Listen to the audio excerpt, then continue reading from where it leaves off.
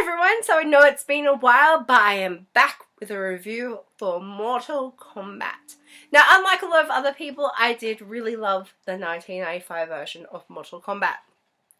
This because it's corny and cheesy, and I just absolutely loved it. Especially Robin as Liu Kang, gorgeous creature.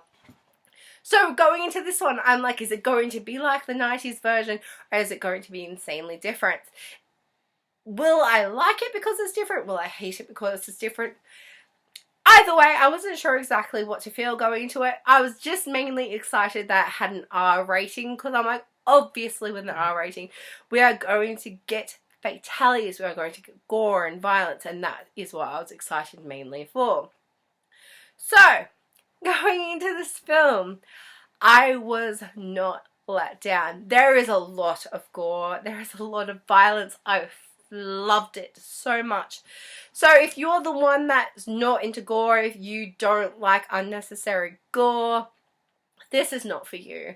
But for those of you who like Mortal Kombat and were considering seeing this movie, that is what you're expecting. You love the gore and violence from the games. Of course you want it in the movie. So mainly the thing that was most considering going into it was, what have they done with the cast? While the cast is not perfect in these Mortal Kombat movies from the 90s, I absolutely loved the cast, and I was really excited to see what they were going to present us with and what other characters were going to be in the movie. Based on the trailer, it was mainly Sub-Zero and Scorpion, so I'm like, well, who else is here? Are we going to get Liu Kang? Are we going to get Sonya? Are we going to get, you know, like Jax, Raiden? Like, who else are we getting? And I was not let down. So they actually introduced us to a new character that is not in any of the movies, comics, or other animated movies that I'm aware of. Young. This is played by Louis Tan, who is probably more well known for his role in Wu Assassins, which is on Netflix if you haven't seen it. He is fantastic in this movie. While Cole is basically a made-up character, you can't really base him on anything. I really love the fact that they brought in this character that was essentially made for the movie. Because while he is learning about what Mortal Kombat means, while he is introduced to the characters, that is how we're getting introduced to the characters. It wasn't just like, bam, here's this character for absolutely no reason, but just because we need this character in this movie. So I really enjoyed that they did create this character for essentially the narration of it. So through Cole, we will meet Jax, who is played by, I'm going to butcher everyone's names, but Mehcad. I know him from his role in True Blood back in the day, so he played Eggs. Watching him in this compared to True Blood was crazy, because in True Blood he was super skinny. He had wonderful abs, but he was very, very skinny. This one, he's like a brick house. He is massive. It is insane. So obviously he got really bulked for this movie, and he is fantastic as the role of Jax. Through Jax and Cole, we meet Sonya Blade, who is played by Jessica McNamee. I'm not sure if I know her from anything else. I believe she's Australian, so there's a chance that I've seen her in, like, you know, Home and Away or Neighbours, because like people usually show up in them if they are Australian. But I'm mostly not too sure. She's fantastic in this movie. As much as I love Mortal Kombat, it is normal for the female characters to be, you know, ignored. Not great dialogue, doesn't look too, you know, powerful. But she was really great. She held her own. I love the scenes. She absolutely shines. She outshines Jax. And her and Kano with their chemistry and back and forth is fantastic. So Josh Lawson, who is an Australian actor, so he is incredibly well known in Australia, plays Kano. He is hilarious. Obviously Kano has always been an egotistical, smart ass little shit. That continues in this movie, and he is absolutely brilliant. He had me cackling through most of the movie.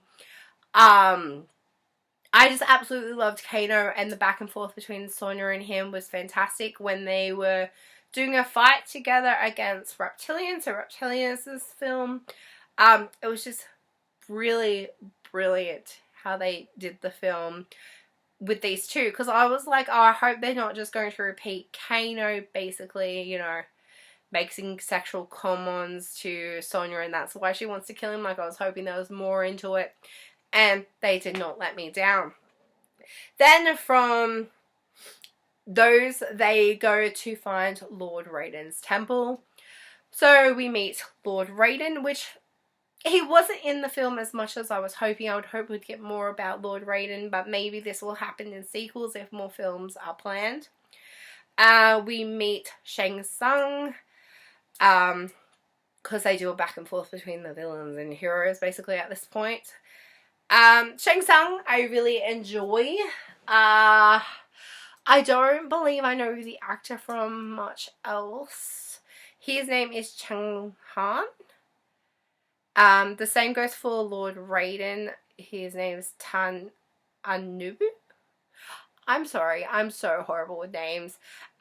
While they were fantastic in this movie, I don't believe I know them from much else, to be honest. Then we meet Liu Kang, Kung Lao. As I said before, I love Liu Kang, like Robin in this. So I was really excited to see who would be Liu Kang, and Ludi Lin did fantastic in this. Max Hung as Kung Lao. Their chemistry was just great. Though it does crack me up how they keep changing their relationship.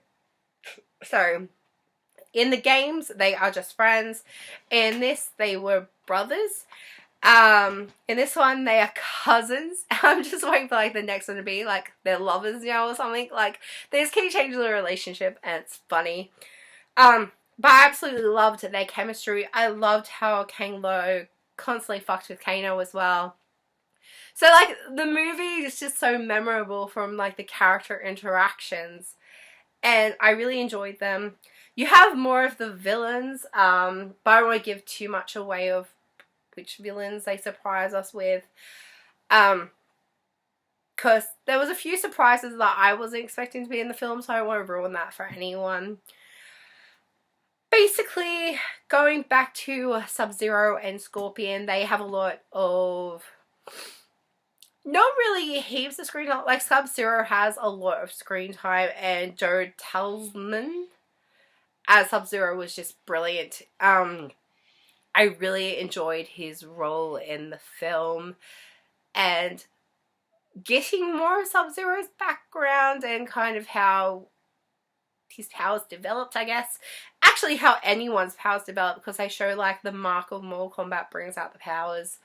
It was a really cool way to show like why they all have special abilities, because I never really thought of it when playing the games. I'm like, yeah, why does Liu Kang shoot fire? Why does Kano have a laser eye? Like, I always thought like it was a surgery thing. So I honestly didn't give it too much thought, but it was really, really cool how they did that. And then Hiroyuki Sanada as Scorpion, Hanzo. I've got to say, if they ever do a Ghost of Tsushima movie, they need that actor. Because at the start of the game, I'm like, holy shit, you look like Jin. Like, you should be Jin Sakai. Like, you would be brilliant. So that did distract me at the start of the film, and if you've seen the trailer. But it was just Scorpion and Sub-Zero. It was really cool watching them like battle on screen, because obviously in this one they were both villains and they were like fighting together, where this one they're fighting against each other. It was really, really cool. And if you've seen the trailer, it's not much of a spoiler of what happens, and you know, the ice room. I just really enjoyed this film, and by far the cast is what stands out the most to me. That's why I've spent so much time talking about the characters and the cast. They just do a brilliant job, and I am really excited if they make a sequel. I hope they keep the whole cast. And then moving on. So our rating obviously brings a lot of violence and gore. It had the different fatalities, which was really, really cool. I had a lot of the different catchphrases. So at certain times we get flawless victory. We get, I think Kano actually says Kano wins. Not too sure about that one. So yeah, we get different catchphrases that are from the games, which actually, like, you know, had me fanboy a little bit. Like, I was really excited. So I don't want to give them away because, like, during those moments when they happen, it's really, really cool. Another thing that I thought was awesome was this was filmed in Australia. So this is a, like, you know, the landscape is Australian and a lot of Australian production was here. So it's really cool that we are getting, like, an R-rated movie that a lot of people all over the world are going to see that was filmed in Australia. I expect, like, this will do really well in China and Japan. There's one thing that did crack me up, though. So when Scorpion is talking to Cole, he's obviously talking in Japanese. I'm like, Cole has absolutely no idea what you're talking about. But he's just like, oh yeah. Like, that did crack me up quite a bit. Which I'm sure, like, a lot of people didn't think of it. But I'm just like Cole doesn't know any of this language. Like, he has no idea what you're talking about. But that was just me being amused. Otherwise, this movie is fantastic. It is worth seeing at the cinema. The special effects were incredible. The CGI was incredible. Oh, I really, really want to go see it again.